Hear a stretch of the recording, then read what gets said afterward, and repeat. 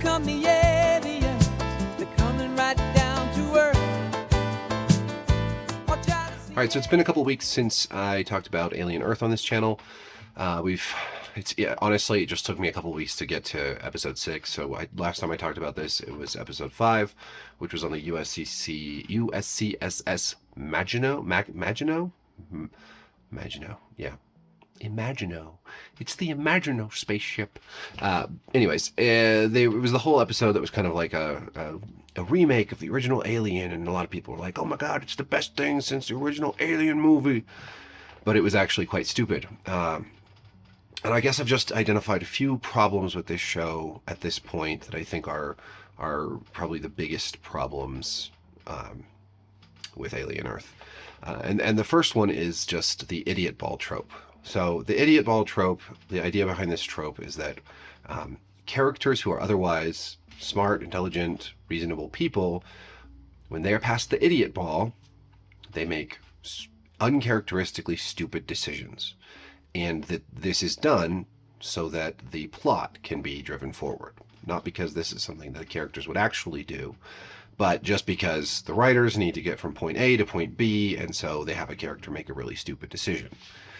So we see this a lot in Alien Earth. There was a lot of that in episode 5. And then it took me a while to get to episode 6, because every time I turned it on, I was just like, oh, I can't do this. I can't do it. I need to go watch something else. So I ended up watching a bunch of stuff, including some really good movies, which we'll talk about another time. But I did eventually get to episode 6, right before episode 7 came out. So I kind of watched them back to back over a couple days. I'll talk about both of those here. But episode 6 has Toodles, who changes his name to Isaac, and I don't even remember what his original human name was, but Toodles is one of these hybrid synths, a child in an adult's body, and there's a scene where he is working in the really dangerous secure lab, biolab,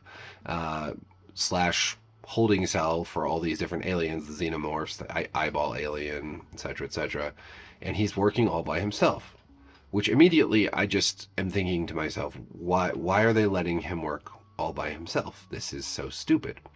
And it kind of reminded me immediately, my guard was up, because there's a similar scene, the lab scene on the spaceship, where the woman, the scientist, is like eating her food with like open samples all around her, and she fails to secure a couple of different alien containers, and all hell breaks loose because of it.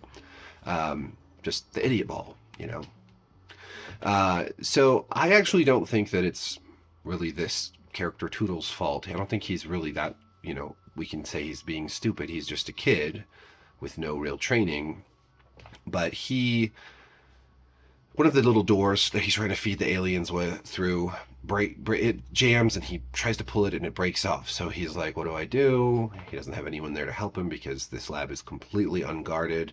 There are no staffed scientists there, or security guards, or anyone supervising him.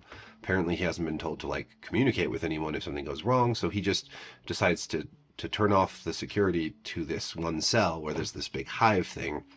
And he opens the door and brings this tray of what's minerals, because apparently these bug-like aliens eat minerals. But he brings it in, and then in the next cell over is the demonic sheep with the eyeball aliens that's possessed it, and it bangs its head on the glass, and this startles Toodles, who, instead of opening the door and sliding the tray in, has opened the door and stepped in awkwardly and is setting the tray down. Again, I think because the writers needed him to be startled by the sheep and then fall down and get locked in this cell, not because this is how anybody, including a child, would actually do this. You have these terrifying, dangerous aliens. You'd probably want to just slide the tray in. Honestly, and here's the real problem. He gets trapped in here, and the bugs spew acid on his face, and he dies. But the real problem is the Prodigy has not set up any kind of safeguards or fail-safes or protocols for these extremely dangerous quarantined aliens. And a lot of people will say, they say a lot. Okay, the things I've heard from fans defending this show: 1, he's just a kid. Yeah, I agree, he's just a kid. Why on earth are they letting him in there? 2, people in horror movies do stupid things all the time. Sure, I agree. I don't think that that's a good thing. I think we should actually want horror movies to have smart people doing smart things and still getting fucked up, because that's way more interesting. And also that, in this fiction, this corporation is arrogant and incompetent, and the whole point of the show is to reveal that truth to us, that these big massive corporations are so vain and self-assured that they let all these horrible things happen. Okay, even operating under some of those things, this is a stupid scene. Even the most basic security is ignored. And people will say, well, Kirsch knew about it. He was the one that's manipulating events. He's the one. Okay, fine. Kirsch is manipulating events.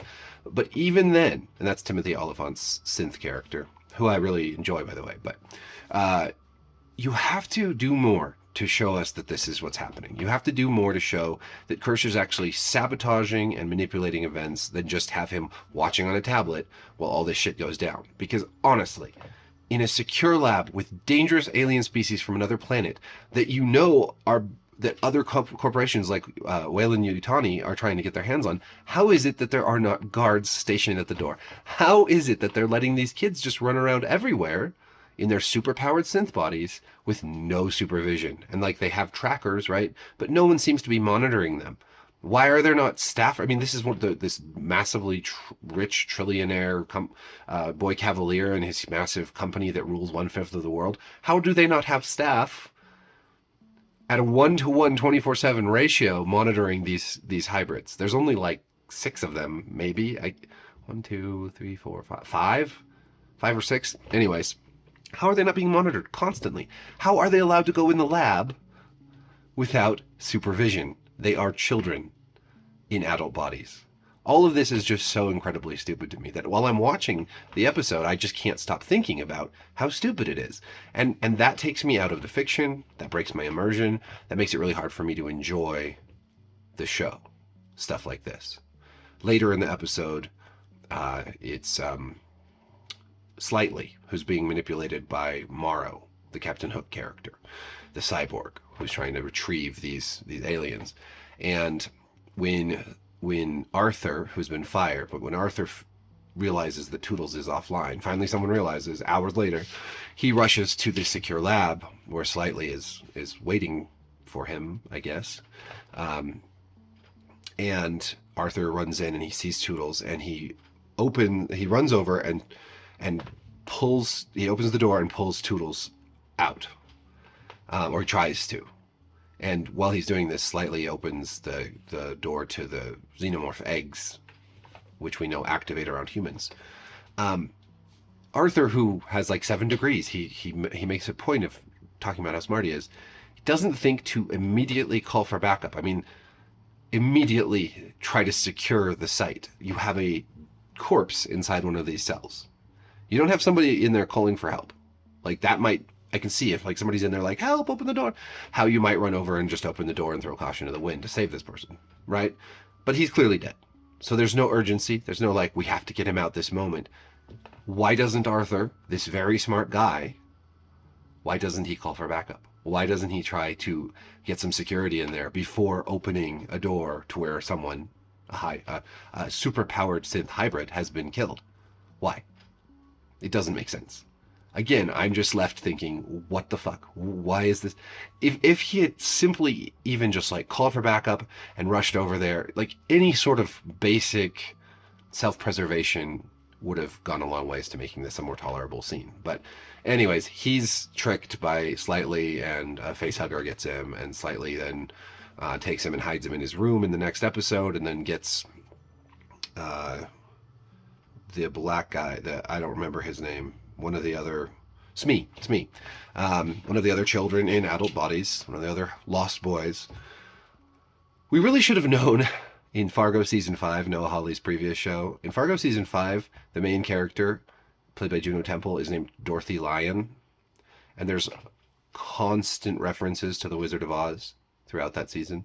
And it's really a lot more subtle than here in Alien Earth, but we really should have taken that as a warning sign, I think. Like, that Hawley was going down his classic references to classic movies and books phase, like extended analogy phase, because we had all that Wizard of Oz stuff in Fargo Season 5, which was a mess of a season, by the way. And Although lots of people think I'm crazy for saying that, but I think it really was a mess of a season, and I've talked about that. I made videos about that, but in here we got all the Peter Pan shit. Anyways, Slightly and Smee, really should have been Smee who was tricked by Captain Hook, because Smee is like Hook's helper, but whatever. He agrees to help Slightly and take the body with the facehugger down to the beach where he's supposed to meet Morrow. Morrow has Slightly's family, so he's being blackmailed, he's being coerced into this. And they try to do this, and Kirsch like encourages them and shows them the way to go. But on the way, the facehugger falls lifeless to the ground, and Arthur's back up and seems fine. So you know the like xenomorph has been implanted in him, and sure enough, later on down at the beach, it pops through his chest and scurries off into the woods, where off screen, mostly off screen, Kirsch captures it. We only see it being netted. We don't see who does it. It turns out that this whole time Kirsch has been letting all this stuff go down in order to capture Morrow. Though surely there was an easier way that didn't end up letting, monsters loose and killing people, but whatever. So Idiot Ball. I know I've been going on a long time about this. That is probably the biggest problem I have with Alien Earth. So many things are done, so many plot points are reached, so much of the narrative is pushed forward by this trope of making otherwise smart, intelligent people make terrible decisions that get people killed, that lead to conflict, that lead to the plot progressing. People say, oh, but if everyone was intelligent, it wouldn't be a very interesting story. Well, actually, yes, it very well could be an interesting story. The thing about stupid people doing stupid things is that, yeah, that creates drama, that creates conflict, but it's really pretty unsatisfying. When you have smart characters doing smart things, you need to have the villains outsmart them, right?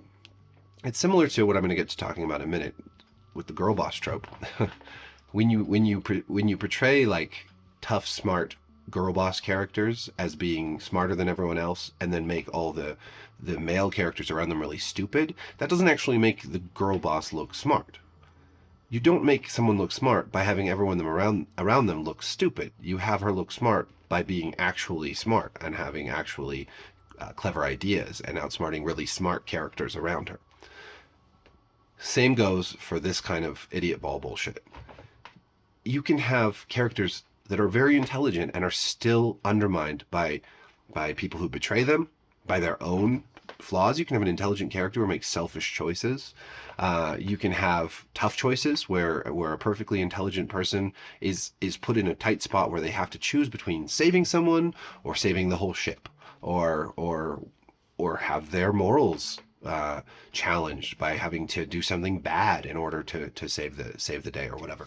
So there's lots of ways that you can have perfectly intelligent people in a horror or sci-fi horror TV show like this, confronted with challenges that make sense, and where you as the audience aren't like, well, that was dumb, what a dummy. Like, instead you're like, oh shit, that was tough, like that was a hard choice, I don't know what I would have done in that situation differently. It's much, much, much, much more interesting storytelling.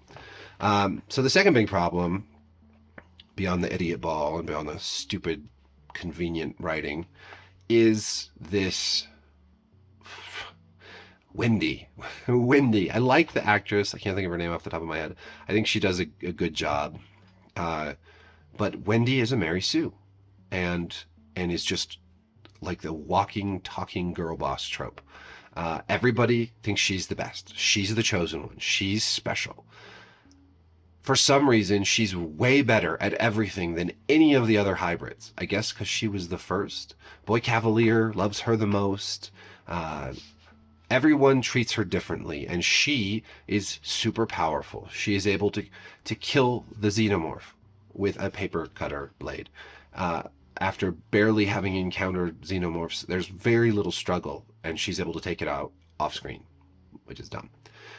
She also is able to instantly learn how to speak with xenomorphs. Apparently none of the other hybrids can do that, or bother learning to, but she can. And by episode 7, she turns the now pretty, not full grown, but much larger xenomorph baby into her pet. She frees it, even though it ends up killing everyone in the secure lab, and it escapes into the jungle. And when she needs its help, when Morrow's people have them surrounded, her and her brother and Nibs, she just sicks it on them like a dog, and it kills everyone. So I'm not going to go into this one quite as much, but I think it's a real problem when your protagonist is perfect at everything, overpowered, and everybody loves her. It is just playing right into all the tropes that make up a Mary Sue character, and I mean that is basically the summary of what a Mary Sue is. They are good at everything, adored by everyone, idolized. Uh, in this show, Wendy has this moral code that comes out of nowhere. She's really opposed to Prodigy erasing Nibs's memories. When Nibs, and here's another security breach. Nibs has her traumatic memories erased because she's going crazy, and they want to not have her go crazy. But the first person she meets when she wakes up is Wendy, and Wendy immediately starts telling her like, "You did all this crazy shit. Like, what's wrong with you? Why don't you remember this?" And like completely re-traumatizes her instantly. And then is very, very upset with Boy Cavalier and Prodigy for daring to erase some of her memories. And of course, we the audience are supposed to agree with her. And they ultimately escape. The xenomorph escapes. They go down to the docks and are ambushed immediately by a bunch of security guards from Prodigy. Prodigy pretty much like for like however many episodes has no security and does nothing right and lets a bunch of people get killed, and then they're all in the right place at the right time to capture Morrow to stop Wendy. But in the struggle that ensues, Nib starts killing people pretty grotesquely, and Joe, the brother of Wendy, zaps her, killing her with one of the like lightning rifles they have. And Wendy's really upset, and she starts shouting, "What did you do? What did you do?" And it's like, I get the feeling from this show that we're supposed to really be on Wendy's side here. Like, how dare he stop her escaping? How dare he kill Nibs, her friend? But it's like, bitch was going crazy, killing people left and right. Like, what did you expect Joe to do? But again, like in this scenario, we're supposed to really just think Wendy's the best. And the third problem is just all the Peter Pan stuff. Just the fact that I have to mention Wendy and Nibs and Toodles and all this shit over and over again when I'm discussing this show. And just the fact that they've relied so much on this plot line with these kids in adult bodies, it really drags everything down for me. It trivializes and makes the whole thing feel very kiddie. And I love Peter Pan. Like, I love the story of Peter Pan, and I love the movie Hook a lot.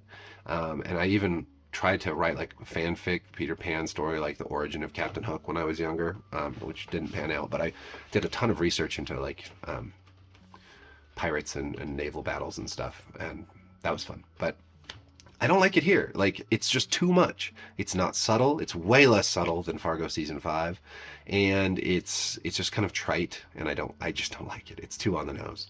And they even mention the alligator as like the xenomorph. It's like they leave nothing to subtext here. It's all just thrown in your face, and it's all so dumb. But really, these are the big three for me. The idiot ball being the worst. Just constantly having to deal with all the stupid choices everybody makes, and all the security breaches and flaws, and just the lack of any kind of oversight or communication. It drives me crazy because I know with more work, this script could be so much better, and we could actually be put into conflicts that make sense and that don't make us want to tear our hair out. Wendy as the main protagonist, just falling into all these girl boss tropes. It kind of reminds me again of Dorothy Lyon from Fargo season 5, where Noah Hawley just kind of abandoned the whole structure of Fargo previously. Like in every other season of Fargo, you basically have, I mean, I'll just go into it real quick, but you have 4 archetypes. You have the citizen. This would be like your Lester, a normal person who makes a terrible choice and invites the criminal element into the lives of the normal people that they live with. The criminal element is the second archetype, and that would be like the kidnappers in the movie, the Swede and Carl. I think it was Carl, Steve Buscemi's character. And once the citizen invites them in to kidnap his wife, right, all hell breaks loose. And then you have the victim. In that case, it would be the wife, and then everyone else who's killed in this killing spree that takes place. And finally, the hero, who in most other seasons of the show were the cops, right? Just normal everyday cops who came in and ended up cleaning up the mess, or like Marge in the film Fargo, who Frances McDormand's character, who could tell pretty early on that William H. Macy's character was full of shit and kind of figured out the whole thing. Not a hero in the sense of like going in guns blazing and kicking everyone's ass, but like a hero in that they're the force of good and order, and they come in and clean up all the chaos that's been brought into the world via the criminal element when the door to that world was opened by the citizen. But in season 5, Dorothy Lyon, her character isn't a citizen. She doesn't invite the evil into her world. She's actually a victim. She was an abuse victim. She was escaping her abusive ex-husband, and through no fault of hers whatsoever, that evil comes into her life.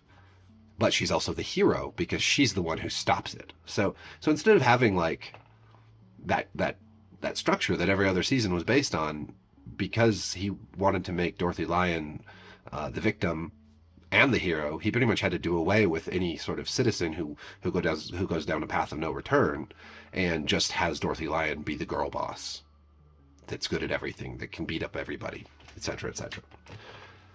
I'm rambling, but the point is he's done the same thing in a different way with Wendy here, and she's just become the most uninteresting and frustrating character because of it.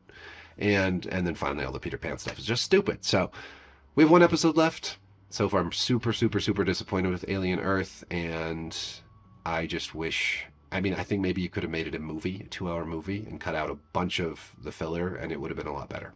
Let me know what you think of Alien Earth so far down in the comments. Be sure to like, subscribe, hit the notification bell. Thank you for watching.